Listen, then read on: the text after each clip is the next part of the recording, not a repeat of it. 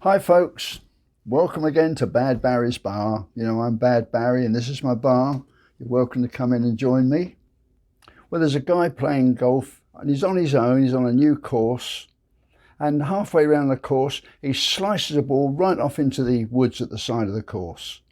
So he goes out there and he's looking around to find this ball, you see, and eventually finds the ball and he picks it up and all of a sudden, woof, a genie appears. And the genie said, I see you sliced your ball there. He said, that was a bad stroke. And the guy said, well, I've been trying very hard. He said, I'd like to be really good at this. And this genie said, well, you seem a nice fellow. I will give you a wish, one wish. What would you like? And the guy said, I would like to be a really top golfer. And the genie said, well, I can arrange that. He said, but there's always a negative side to all the good things. He said, the only thing is, if I make you a really good golfer, your sex life will be greatly reduced. And the guy said, well, I don't care. I really want to be a really good golfer. Genie disappeared. You see, well, this guy, he started playing. Boy, he was really good. He was whacking these balls round, 2 shots and into the hole, holes in one. Well, he went right on and became a champion. You see, he did really well. Well, he was touring as well because he was so good at golf.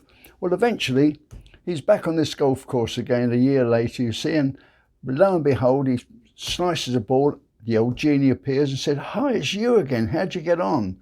And this guy said, great. He said, boy, he said, I've been all over the world on these golf tournaments. He said, I've had a really wonderful time. And the genie said, well, I'm glad to hear that, but what about your sex life? He said, well, it really didn't change much at all. The genie said, didn't change much. He said, how often did you do it? He said, about twice a month. He said, twice a month? And the guy said, well, that's not bad for a Roman Catholic priest in a small village like this. The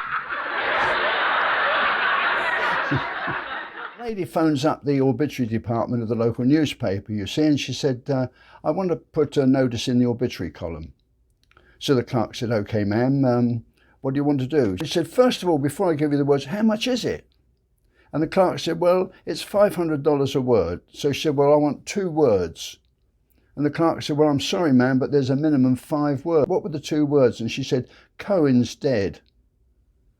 So he said, well, you've got 5 words. What would you like to add to that? She said, Cohen's dead, Cadillac for sale. Women.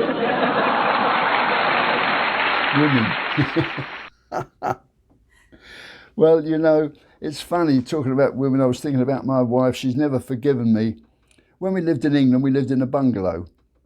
And I had 4 children, well 3, at that time there were 3 of them, the 4th one hadn't been born yet. One was 6, one was 4, one was 2. So at night my wife used to put them in the bath, you see, and bath them all in the bath. Well, the bathroom that we had for the children was at the back of the house, and the overflow from the bath went through a little pipe out into the backyard.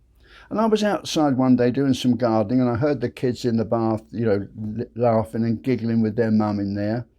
And so just for a bit of a joke, you see, I bent down to this pipe that came out through the wall and I said, I'm the old man that lives in the drain. Well, the results were spectacular. There was yelling and shouting and splashing. All the kids flew to the opposite end of the bath, terrified. My wife was really angry. She got soaked with all the water from these kids. And these kids wouldn't sit at the drain end of the bath for another month. It took them forever. Of course, it was one of my most spectacular effects on the kids, but I've never lived it down. That's been many years later. So I guess some of you have had some fun like that. If you've got any experiences, I'd love to hear from them. So you can always get hold of me at badbarrysbar@gmail.com. Love to hear it. And if you've got any jokes as well, I'll be happy to pass them on either with your name or without your name, and you can get all the glory for what it's worth. All right, folks. Well, thanks very much for listening. Stay safe, and I hope to see you again tomorrow. Bye.